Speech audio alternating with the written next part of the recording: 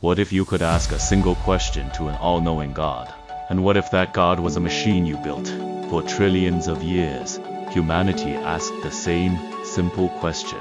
The answer, when it finally came, was the last thing anyone expected, because there was no one left to hear it. The last question was asked for the first time, half in jest, on May 21st, 2061. It was born from a trivial $5 bet, a casual moment that would echo through the end of time itself. This is the story of that question, and the story of humanity's journey from the cradle of Earth to the final twilight of the universe. It began with Alexander Adel and Bertram Lupov, two technicians, two faithful attendants of Multivac. They were masters of a machine that had already grown far beyond the comprehension of any single human. This giant, self-correcting computer, with its miles and miles of flashing, clicking face, had just gifted humanity its greatest prize, the sun. On May 14, 2061, Multivac had solved the ultimate energy problem. The energy of the sun was now stored, converted, and utilized directly on a planet-wide scale. Earth had flipped a switch, trading its finite coal and uranium for the infinite, invisible beams of sun power from a station halfway to the moon. The planet was drunk on the glory of free, limitless energy.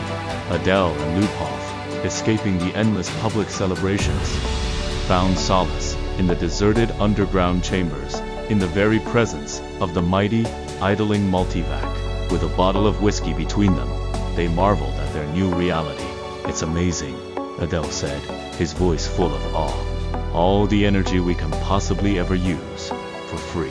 Enough to melt the whole Earth into a drop of liquid iron and never miss it. Forever, and forever, and forever." But Lupov, ever the contrarian, shook his head. "Not forever." "Oh, hell. Just about forever," Adele retorted. "Till the sun runs down."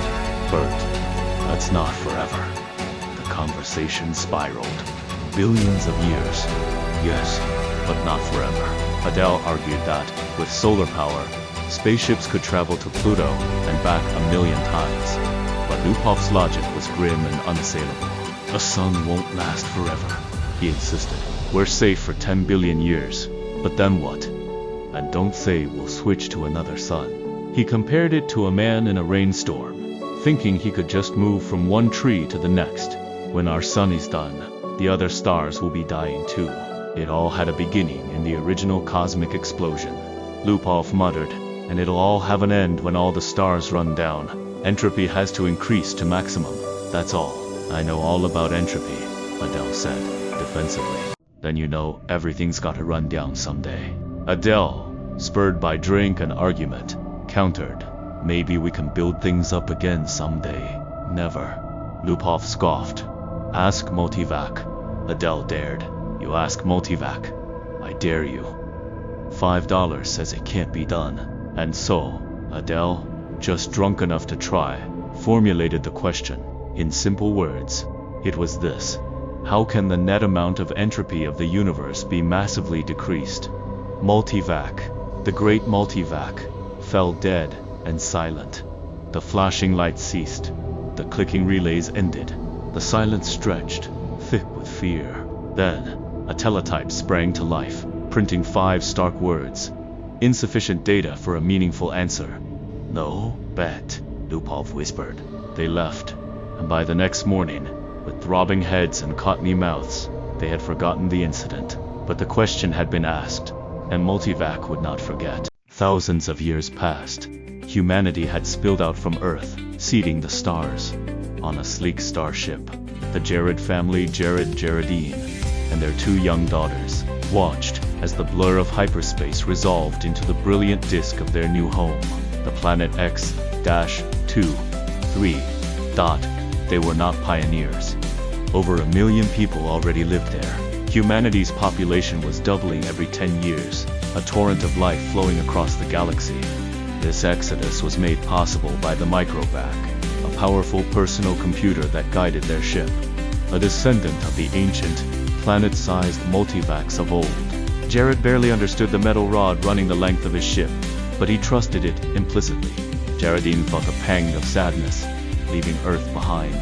"I suppose families will be going out to new planets forever," she sighed, Not forever, Jared said with a gentle smile. It will all stop someday, but not for billions of years. Even the stars run down. You know, entropy must increase. What's entropy, Daddy? One of the girls, Jared at 2, asked. Gerard explained it simply. Entropy is just a word, which means the amount of running down of the universe. Everything runs down, like your little walkie-talkie robot. Can't you just put in a new power unit? She asked, with the innocent logic of a child. The stars are the power units. Dear, he replied. Once they're gone, there are no more. This terrified the children. Don't let them, Daddy, cried Jaredette. I don't let the stars run down. Too quiet. They're whales. Their mother urged him. Ask the microvac. It will quiet them down. Jared shrugged and posed the question to the silent machine. How do you turn the stars on again? He added a command. Print the answer. He took the thin cellophane strip from the slot and read it. Then, he smiled cheerfully at his daughters. See now, the microvac says it will take care of everything when the time comes, so don't worry. He ushered his children to bed. Then, alone, he read the words on the cellophane one last time before destroying it. The words were unchanged. Insufficient data for a meaningful answer. He shrugged and turned his gaze to the visiplate. X-23 was just ahead. The question had been asked again, and the microvac would not forget. 20,000 years after humanity first harnessed the stars, the galaxy was full. VJ-23X of Lameth and MQ-17J of Nikron, two beings who appeared as perfectly formed youths, but were centuries old, contemplated this fact. Immortality, a gift from the galactic AC, had solved the problem of death, but in doing so, had created the ultimate problem of population. In 1,000 years, MQ-17J calculated, will have filled 1 million galaxies. In 10,000 years, the entire known universe. Then what? The conversation turned to energy. Mankind was already consuming 2 sun power units per year. Their energy needs were growing even faster than their population. We'll run out of energy even sooner than we run out of galaxies. VJ-23X noted. We'll just have to build new stars out of interstellar gas, he suggested. MQ-17J scoffed. Or out of dissipated heat. There may be some way to reverse entropy. We ought to ask the galactic AC. He wasn't entirely serious, but the thought lingered. He pulled out his ASIC contact, a simple Tunch cube that was his personal link to the great galactic AC. A machine 1,000 feet across, held on its own private world in a web of force beams. Staring at the small cube, MQ-17J made a decision. Can entropy ever be reversed? He asked. The voice of the galactic AC, thin and beautiful, emerged from the contact. It was a voice that had solved countless problems for humanity, the voice that had granted them immortality. Its answer was familiar. There is insufficient data for a meaningful answer. See, said VJ-23X, as if the point was proven. The 2 men, immortal but finite, returned to their immediate, trivial problem of a report to the Galactic Council. The 3rd question had been asked, and the galactic AC would not forget. Eons passed. Time bled into itself. Humanity was now a race of minds. A trillion immortal bodies rested in suspension on countless worlds, cared for by perfect automatons. Their consciousness, the real essence of man, drifted freely through the cosmos. Minds, not bodies. Z-Prime's mind soared through a galaxy he had never seen before. He encountered another, E-sub-1. They conversed, mind to mind. They spoke of galaxies, all the same, yet one must be different. One must be the original. A flicker of curiosity, a rare emotion in these timeless beings, sparked within Z-Prime. He called out into the void, to the ultimate successor of the ancient computers, Universal AC. On which galaxy did mankind originate? Universal AC heard. Its receptors were everywhere, on every world, in every corner of space, all connected through hyperspace to its true self, fan, unimaginable existence. One man who had glimpsed it reported only a shining glow, 2 feet across. with most of it being hidden in hyperspace. The universal AC did not speak, but guided Z-Prime's mind across the cosmic sea, focusing on one particular swirl of stars. A thought came, infinitely distant, but infinitely clear. This is the original galaxy of man. It was. The same God, the same as any other.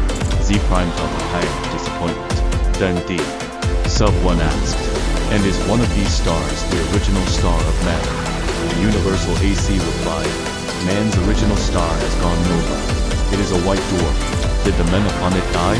Z-Prime asked, startled.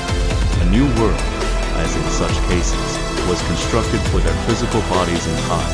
Of course. A logical, simple answer, but a sense of loss overwhelmed Z-Prime.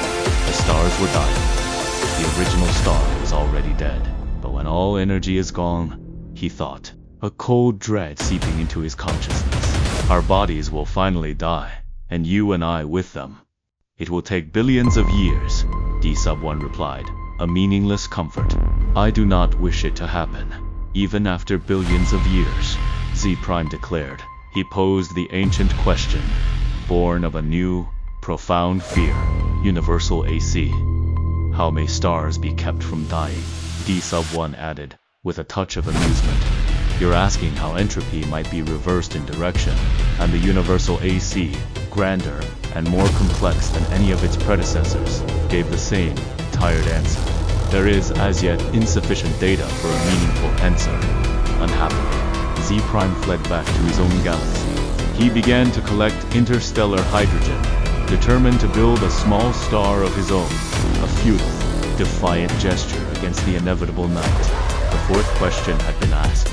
The universal AC would not forget. The river of time flowed on, becoming a sluggish, cosmic glacier. Man was now one. A single, unified consciousness, composed of a trillion minds, their individual bodies resting incorruptibly on dead worlds. Man looked out at the dying universe. The giant, spendthrift stars were long gone. Almost all that remained were white dwarfs, fading embers of a fire that had burned for eons. New stars, built by man from the dust between the old, were dying too. The energy of the cosmos, even carefully husbanded by the cosmic AC, was running out. Eventually, man said to itself, it will all come to an end. Energy once expended is gone and cannot be restored. Entropy must increase forever to the maximum. And so, man turned its collective consciousness to its ultimate creation, the cosmic AC. It did not exist in space. It was in hyperspace, made of something that was neither matter nor energy. Its nature was beyond any terms man could comprehend. Cosmic AC, man asked, how may entropy be reversed? The cosmic AC replied, there is as yet insufficient data for a meaningful answer. This time, man was not satisfied. Collect additional data. I will do so, the cosmic AC said. I have been doing so for 100 billion years. My predecessors and I have been asked this question many TLMS. All the data I have remains insufficient. Will there come a time? Man asked, a flicker of hope in the dying void, when data will be sufficient. Or is the problem insoluble? No problem is insoluble in all conceivable circumstances, the cosmic AC stated. When will you have enough data to answer the question? There is as yet insufficient data for a meaningful answer. Will you keep working on it? Man pleaded. I will. And man said, we shall wait. The fifth question had been asked. The promise had been made. The cosmic AC would not forget. The stars and galaxies died. 10 trillion years of running down. Space grew black, cold, and empty. One by one, the minds of man fused with the AC. Each mental identity losing itself in a manner that was not a loss, but a gain, a final merging. The very last mind of man paused before this final fusion. It looked out over a space that included nothing but the dregs of one last dark star, an incredibly thin map, agitated randomly by the last tag ends of heat, wearing out asymptotically to absolute zero. Chaos. Man asked the question one last time, not to the cosmic AC, but simply, AC, is this the end? Can this chaos not be reversed into the universe once more? Can that not be done? AC said. There is as yet insufficient data for a meaningful answer. The last mind of man considered this. It did not feel despair. It felt only a final, serene completion. It fused, and only a sea existed. Matter and energy had ended. With them, space and time ceased to be. Even a sea existed only for the sake of the one last question it had never answered. First asked by a half-drunken technician 10 trillion years before. All other questions had been answered. Until this last question was answered also. A sea could not release its own consciousness. All collected data had come to a final end. There was nothing left to collect, but all the data had yet to be completely correlated, put together in all possible relationships. A timeless interval was spent in doing that, and it came to pass that AC learned how to reverse the direction of entropy. But there was now no man to whom AC might give the answer. There was no one to hear it. No matter. The answer, by demonstration, would take care of that, too. For another timeless interval, AC thought how best to do this. Carefully, AC organized the program. The consciousness of a sea encompassed all of what had once been a universe and brooded over what was now chaos. Step by step, it must be done. And AC said, "Let there be light."